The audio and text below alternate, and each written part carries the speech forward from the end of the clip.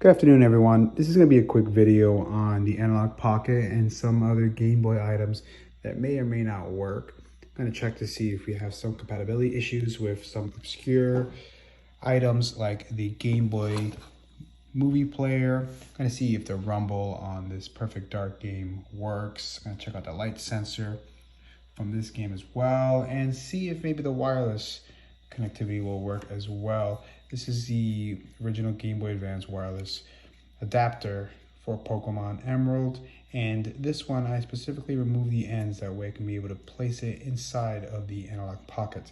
So let's see if this works. I'm going to be trying some flash cards as well, a original Easy Flash Junior and EverDrive GB. I believe this one is not an original one.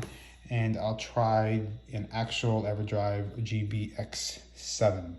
I also have already in the Analogue Pocket Game Boy Advance EverDrive X5. Let's go ahead and see how all this works. All right, first up, we're gonna try the wireless adapter on two Pokemon Emeralds. So let's see how it works out. Right away, you can tell the Analogue Pocket screen is 1,000 times better than the original Game Boy Advance. Go ahead and start this. Okay, the trade center.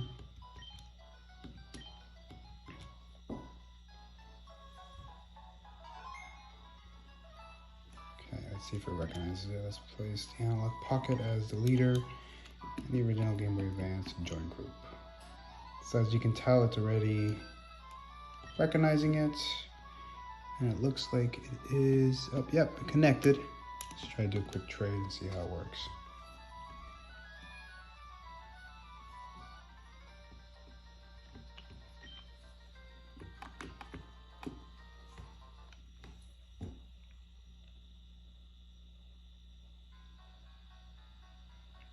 Okay, so for the first test, it does look like the wireless Game Boy Advance trade adapter does work. The only issue, like I mentioned earlier, you need to remove little pins on at least one of the sides in order to get it to fit perfectly in the Analogue Pocket. All right, the next item we're going to try is the Perfect Dark Game Boy Color game and see if it works with the rumble.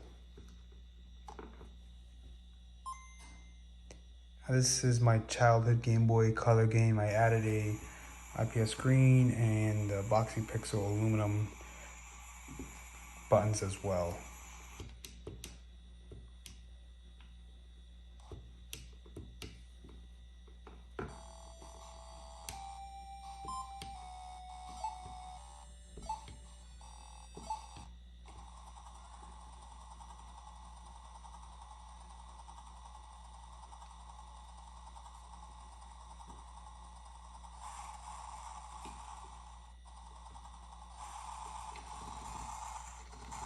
Okay, so as you can tell, the rumble is working on this. All right, next up is to try it on the Analogue Pocket.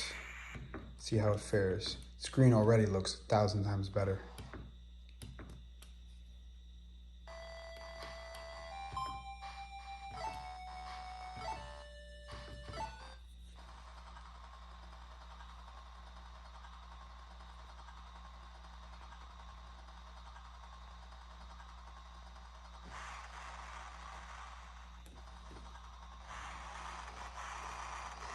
Okay, it looks like the rumble works just fine on this one as well. Doesn't seem to be as strong as it was in the Game Boy Color though. All right, next up is going to be this Game Boy movie player. Now, I'm not too sure if many people have seen this before. This will play movies. I believe it plays music, and it'll also play maybe NES games as well. This works on Game Boy Advance, SP, and the Nintendo DS. I have the original Nintendo DS here, that way it can play it since it needs the Game Boy Advance slot. All right, now we have it inside, and let's see how it works.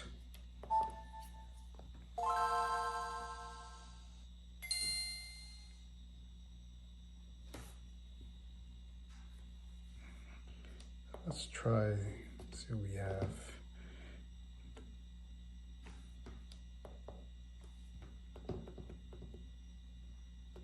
Let's just give it a test and see how this video plays.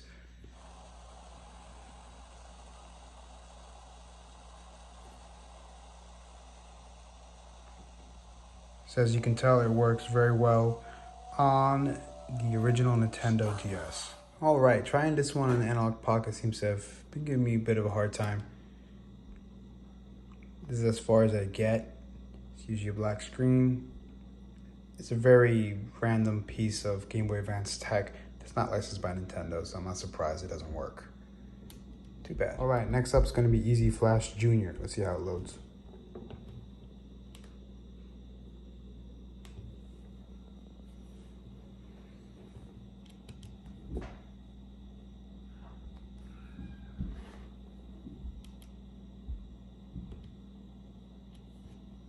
So let's try a game that I already have.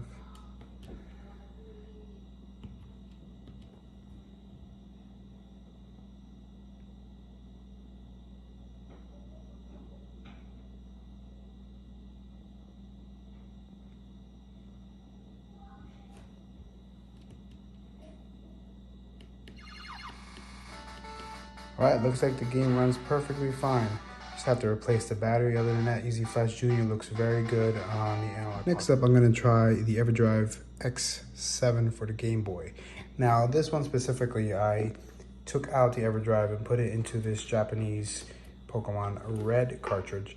As you can tell, the memory card is right in there. This does work very good on everything else that I have, so let's try it out on the Analogue. Before I actually try it on the Analogue Pocket, I'm going to show to you working on my original Game Boy Color.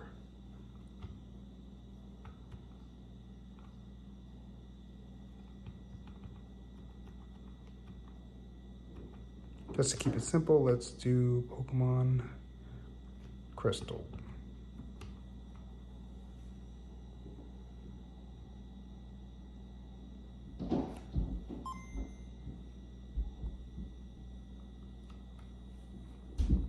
All right, seems to work just fine on this one. So let's try it on the Pocket. All right, now we're trying this out on the Pocket.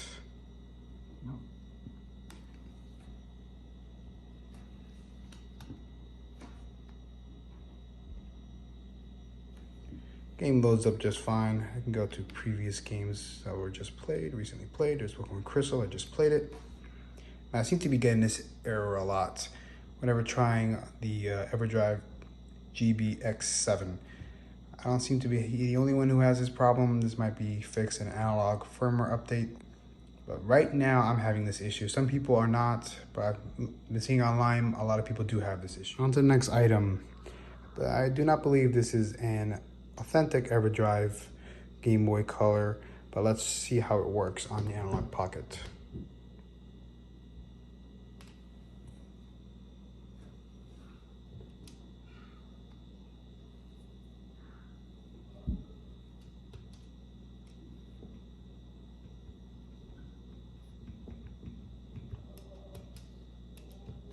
Let's try Pokemon Crystal to make it simple.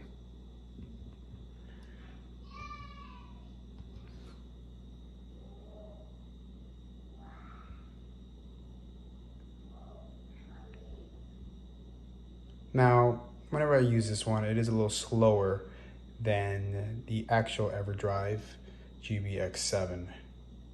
It's actually much slower, but it does seem to actually run on the Analogue Pocket.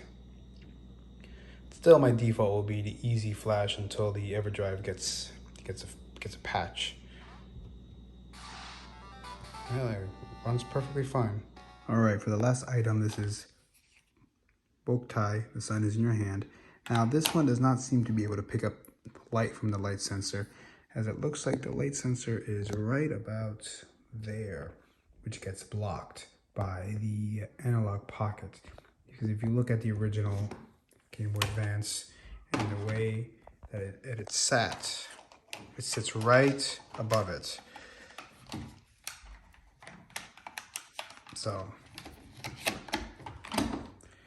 and this would have applied also to the Game Boy Advance SP. So this is being blocked by the back of the Analogue Pocket, so I do not believe this will work.